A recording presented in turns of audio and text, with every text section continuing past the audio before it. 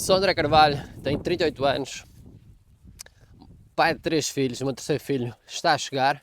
Nos últimos 4 anos tive 3 filhotes, ou seja, tem sido uma jornada bem desafiante, tem sido algo novo. Acho que ninguém nasce sabendo como é ser pai,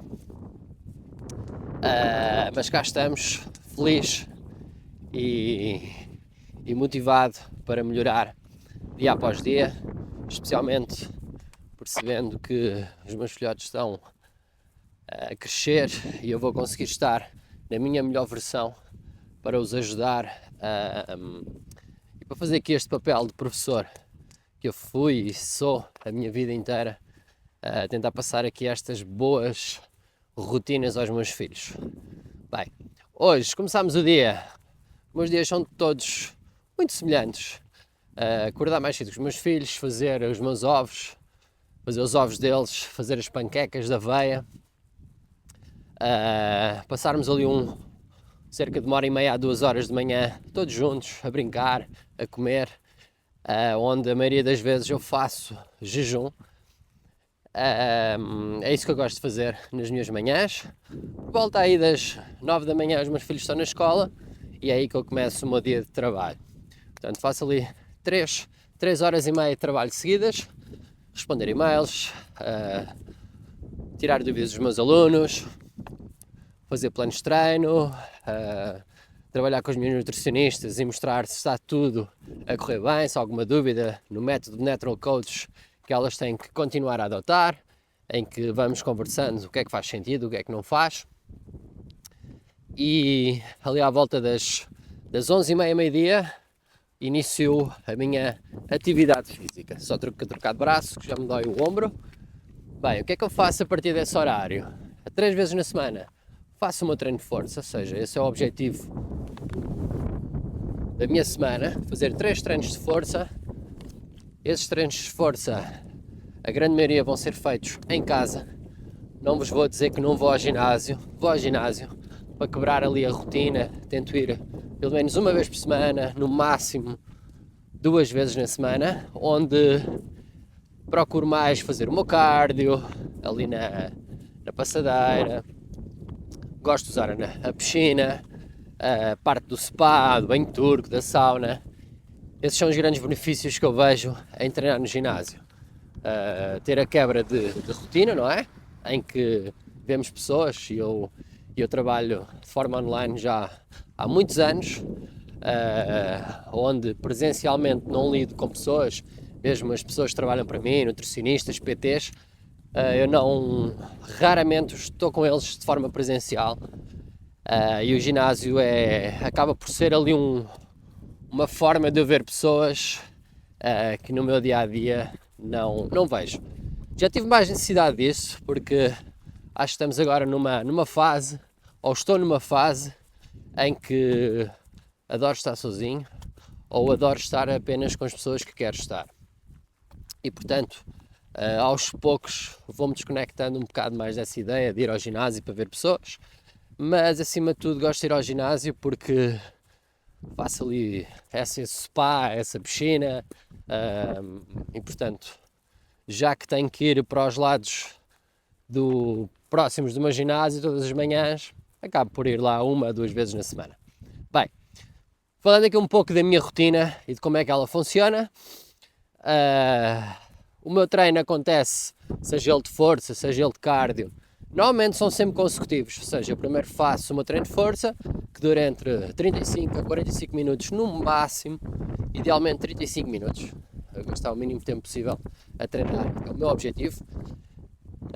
Um treino curto, mas um treino em que eu consiga ser o máximo eficiente possível. A seguir esse treino de força, o que eu faço 99% das vezes, especialmente no inverno, é caminhar, seja na rua, como vocês estão aqui a ver hoje, seja numa passadeira com bastante inclinação, ou então numa bicicleta, onde o meu foco no cardio é que o cardio seja de baixa intensidade. O que é isso? Baixa intensidade, eu não quero que os meus batimentos cardíacos subam de 140, ou seja, idealmente é manterem-se ali à volta dos 120, que é aquilo que eu estou a conseguir hoje. É uma pulsação em que me dá a liberdade de poder estar a falar, mas que as pernas não podem estar paradas, ou seja, eu tenho que estar a caminhar, mas já com uma boa velocidade para que consiga aqui entrar no meio em que consiga estar a usar as gorduras como energia. Até porque quando estou em jejum, esse processo é muito mais fácil, ou seja, eu conseguir ter aqui uma canalização das gorduras corporais para energia da atividade física. E isso só acontece se eu estiver a fazer uma atividade com batimentos cardíacos baixos, ou seja, treinos de baixa intensidade. Se eu estiver aqui a correr de forma desalmada, com uma intensidade super alta, o meu corpo não vai usar as gorduras como energia, vai usar sim os meus hidratos de carbono, as minhas reservas de glicose, ou glicogênio, como quiserem chegar. A ideia aqui não é ser muito técnico, é ser prático e para que vocês percebam o básico de como o nosso corpo funciona. É obrigatório fazer jejum? Não é obrigatório fazer jejum, mas o jejum é uma ferramenta fantástica, especialmente para controle de refeições ao longo do dia, ou seja, a minha primeira refeição do dia vai ser às 13 horas, conclusão. Eu tenho as minhas calorias guardadas do almoço para a frente do meu dia, ou seja, eu só preciso de almoçar, só preciso fazer um lanche da tarde e só preciso de jantar. Dessa forma eu vou conseguir ter um controle de calorias muito mais eficaz. Bom dia. Vou ter um consumo de calorias muito mais fácil de controlado. Porquê? Uma coisa é eu ter de fazer refeições desde a manhã, desde que acordo, desde as 7. O que é que acontece? Em fase de aumento de massa muscular eu faço isso. Eu como ao pequeno almoço, à meia da manhã volto a comer alguma coisinha, ao almoço, ao lanche da tarde. Ou seja, a grande diferença da minha dieta de perda de gordura para uma dieta de aumento de massa muscular é apenas e só o número de refeições. Conclusão, eu estou em perda de gordura, o que é que eu faço? Eu como exatamente as mesmas quantidades ao almoço, eu como exatamente as mesmas quantidades ao lanche e eu como exatamente as mesmas quantidades ao jantar do que se estivesse numa fase de aumento de massa muscular. Qual é que é a diferença? É que eu numa fase de aumento de massa muscular eu tenho uma refeição de pequeno almoço e uma refeição de lanche da manhã, que são à volta, assim por alto, entre 700 a 1000 calorias a mais na minha dieta de fase de aumento de massa muscular. Porquê? Porque tenho essas duas refeições a mais, simplesmente isso. Ou seja, não tenho que incluir, não tenho que fazer cortes gerais nas outras refeições do meu dia. E já que preciso de consumir menos calorias para perder gordura, para mim é super simples cortar essas duas refeições do meu dia e manter o resto tudo igual. Se vocês pretendem ou sentem que são pessoas saudáveis, querem introduzir o jejum na vossa dieta, a minha recomendação, para já, vocês não têm qualquer tipo de acompanhamento, seja de nutricionista, seja de um programa assim ou de um guia, o que vocês têm que fazer no primeiro passo é as vossas refeições no dia, mantenham-nas exatamente iguais nas quantidades e cortem as refeições da manhã. Ou se são pessoas que consomem 5 refeições no dia, cortem a primeira refeição do dia e passam a consumir 4. Após 4 semanas, 8 semanas ou 12 semanas, cortem mais uma refeição, ok?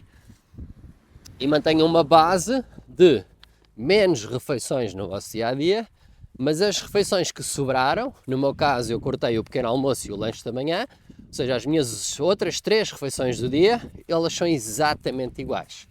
Pronto. O jejum, o que é que vos vai ajudar?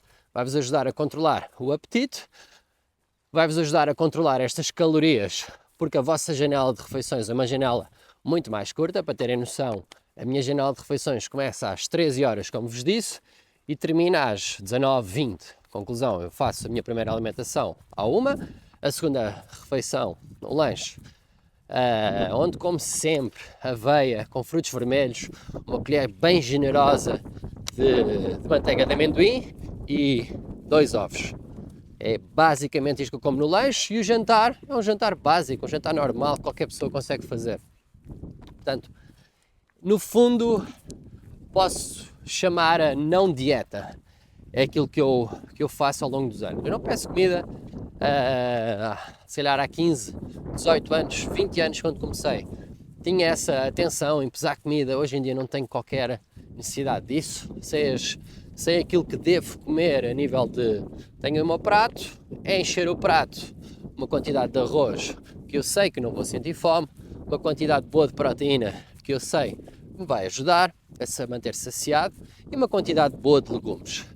O meu esforço nessas refeições, especialmente almoço e jantar, é que sejam refeições onde eu não adiciono gorduras, ou seja, não coloco azeite para fazer refogado, para fazer um arroz, para fazer nada. Não uso qualquer tipo de gordura, não adiciono, mas gosto sim de optar por carnes ou na fonte de proteína, ser uma fonte de proteína com bastante gordura. O caso do salmão, que é o que eu vou jantar hoje. Caso eu coma atum com mais 2 ou 3 ovos ao jantar e faça ali uma salada. Caso carnes vermelhas, que já têm uma quantidade de gordura bastante alta. E portanto é esse o caminho que eu vou. Eu não adiciono gorduras às minhas refeições principais, ao almoço e ao jantar, pois o que eu coloco sim é uma escolha de alimentos que já têm gorduras neles, como o caso dos alimentos que vos acabei de falar. E basicamente é isso. A nível de treinos, a minha rotina hoje, como pai de 3 filhos, o meu terceiro filho, a minha terceira filho, não é? É uma menina, mas que está a chegar. O meu foco hoje é não viver refém do exercício físico, especialmente o treino de força. À medida que vou chegando aos meus 40 anos, eu tenho sentido cada vez mais necessidade em descansar, em ter dias em que deixo o meu corpo simplesmente sem treino, apenas só com este cardio, com esta caminhada, para me manter ativo. E a diferença de fazer isso com 40 anos é totalmente diferente de quando temos 20, de quando temos 25, de quando temos 30, porque mesmo precisando do descanso quando temos 20 anos, 25, nós, sei lá, estamos numa agitação do dia a dia, uma vontade de, sei lá, a forma como nós vivemos os nossos 20 é completamente diferente de como vivemos os nossos 30, os nossos 40, não é? E hoje, com 38 anos, quase a fazer 39, e falo aqui dos 40 porque é um range de idade muito próximo, e mesmo para quem tem 50 anos, há aqui uma grande diferença fisiológica do nosso corpo. É que a nossa produção de testosterona vai caindo ao longo do nosso envelhecimento, não é? E obviamente que eu hoje, com 40 anos, tenho uma necessidade de descansar mais do que quando tinha 20 anos, por isso mesmo, porque a minha produção de testosterona vai ser mais baixa, eu preciso de atividades intensas no meu dia, sim, mas atividades que sejam mais curtas de intensidade, ou seja, os meus treinos de força eu tento passar não mais de 45 minutos num treino de força. Eu, nos meus cardios, visto que os meus treinos de força são intensos, eu gosto de fazer estes cardios mais tranquilos, focados na perda de gordura e não no aumento da minha performance. A grande maioria das pessoas falha bastante a parte do cardio porque confunde esta métrica de quererem ser melhores na corrida, quererem ser melhores a fazer os aerox desta vida, os crossfits desta vida, mas no fundo essas pessoas o que pretendem não é uma melhoria da performance. Essas pessoas o que querem é perder gordura, aumentar a massa muscular, ou seja, têm um objetivo estético. Mas no fundo, todas as atividades que fazem são atividades para aumentar apenas a performance. E as coisas não vão bater certo. E a grande maioria das pessoas acaba por introduzir cada vez mais treinos na semana, mais intensidade na semana, mais esforço, completamente desnecessário no que toca a perder gordura ou aumentar a massa muscular. Portanto, definam bem o vosso objetivo. Se o vosso objetivo é um objetivo de aumento de performance, irem para uma competição, ganharem a competição, irem correr uma maratona, tudo bem. Não podem é confundir o treino que estão a fazer para melhorarem a vossa performance com o treino que vocês têm que fazer para perder gordura, ok?